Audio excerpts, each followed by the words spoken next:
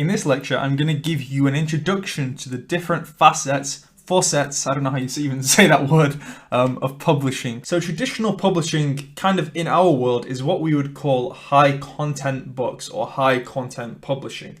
So these kind of books can either be fiction, which itself is a huge market, or non-fiction. So these books can either be fiction, which as you know is like storybooks, it's things that are fake, things that are made up for entertainment purposes, or non-fiction, which could be self-development, it could be about how to invest, it could be about how to bake the best bread. So those would be examples of non-fiction.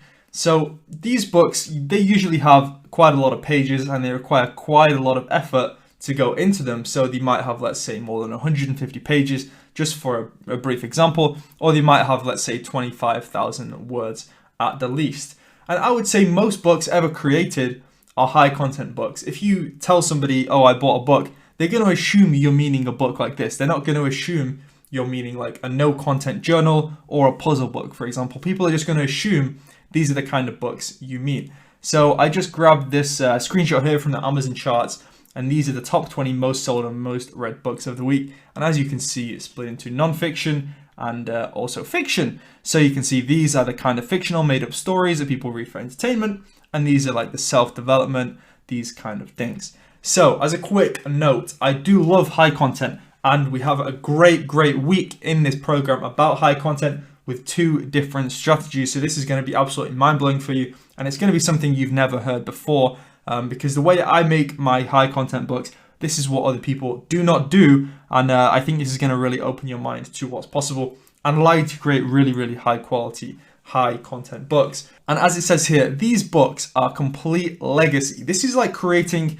a real book that you can be so proud of. And when you get it shipped to your house, obviously it's optional because Amazon is kind of managing everything for you. You don't actually ever need to see the book if you didn't want to. But if you do choose to, you can get the book shipped to your house, and that makes you feel so proud, because these books are like, this is like a real book that's going to live forever. So that's really something that I just wanted to point out to you right there as well. So after high content, the next step across will be low content publishing, which as you can tell is in the title of the program, and I believe it's the easiest angle for beginners to reach their cash flow goals. For beginners especially, these kind of books are way faster and way cheaper to create, and they can be made at scale.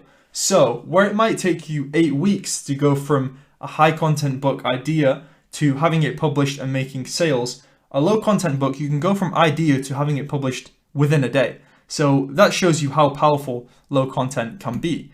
And as a case study, as an example, my most successful low content book ever was created by my VA, which is a virtual assistant. I'll be showing you how to hire those later. That was created in 1 day, but it's now sold like over 17,000 times, and it remains a bestseller on Amazon with hundreds and hundreds of reviews. So this goes to show you how powerful low content books will be for your business. And you can see these are both here examples of low content books. These are not mine, but these are just examples I just pulled up from Amazon. So both of these are independently published, which means they are self-published by people on KEP. This is a small business logbook.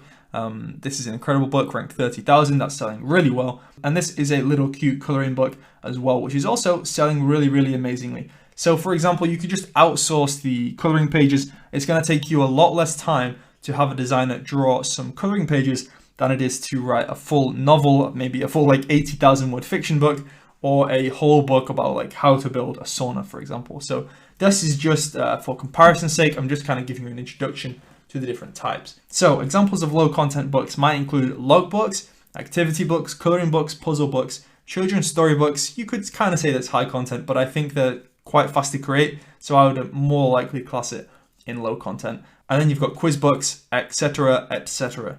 So in upcoming lectures, there's going to be tutorials for all of these, and I'm actually going to show you how much I recommend you to do each of them, because for example, puzzle books, I never really liked them. I could never really get them to sell. So I'm going to kind of show you a comparison video to show you what I recommend for you, but obviously it's up to you what you actually want to publish and what you prefer to publish. So your low content books are going to contain unique content that either you yourself or freelancers or virtual assistants that you'll be hiring will create. So they do require innovation skill and good Amazon ads or marketing, like it says there, but they are a little easier and a little less capital intensive on new start. Then that's not going to be great if you publish a high content book, it's the first book you've ever made, and it flops, because then your $1,000 is down the drain. So this is why I recommend all new publishers to focus on low content first, begin making solid royalties here, and later transition to audiobooks, non-fiction, and fiction books once you have adequate cash flow to reinvest back into your business. So this is another reason why I made this course. Like, I see a lot of things on YouTube going on,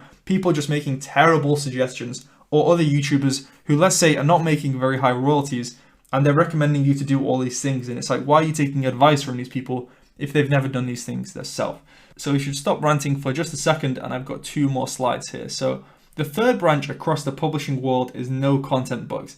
So these contain, and I would define it as like repeating content or algorithmically generated content by a platform like Tangent Templates. When you hop onto Tangent Templates, you can literally create 120 pages interior. Let's say just a journal paper, you select the dimensions of the interior you want, select how many pages you want, and it just downloads it as a PDF. So you can literally have that interior done within 10 seconds. So that's why I would call it a no content book, because it contains repeating content, and it's very, very easy and fast to create. But this, of course, does have its downsides. So no content books are for sure the least exciting of the 3, but it's actually where I started. So low content books are for sure the least exciting of the 3 facets we've talked about so far. Let's say if you get one of these shipped to your house, it's not going to make you feel quite as proud as if you created a whole novel and got that shipped to your house. Like, it's just not quite the same feeling, but we shouldn't talk too badly about it, because this is where a lot of people learn the ropes of KDP publishing. So like I say, the downsides are that these books are way easier to be copied because they are so easy to create. So you're going to struggle to create a long-lasting business if you're only doing journals and these kind of no-content books. So it's just simply too easy for a competitor to make the same book. And like it says at the bottom here, I just wanted to give you kind of a reminder. I can give you all the strategies, I can tell you which niches I think are the best, but at the end of the day, it's your creative spark that's actually going to set you apart. So you might put something in a book that just makes it that little bit better, and that's actually going to set you apart from the rest. So just keep that in mind throughout the process. Like, I'm giving you absolutely everything that I can in this program, but you've still got to think sharp, be creative, find that creative spark, and work harder than everybody else. And that is what's going to separate you from the rest of the people. So in the last slide here, I've just briefly mentioned audiobooks again, and obviously audiobooks are narrated versions of high content books. However, we can find niches that require less capital, less money, less time, and a higher likelihood of success. So this is what I'm going to be showing you in week 6. And just for reference, the last audiobook that I created, the most recent one, I wrote it myself. It took only maybe a week or 2. It was narrated within 3 days at a total cost of around $600. But within 1 month, within 30 days, it made that entire $600 back with no ad spend, because there is no possibility to spend ads on Audible. And now it's selling like 100 times a month, and the corresponding paperback is also making a couple of $100 a month. So this is making probably $500-600 a month just from this one audiobook that was made so quickly and so easily. So this is what I kind of want to reveal to you in week 6. So I do hope you're looking forward to that, and I'll see you in the next lecture.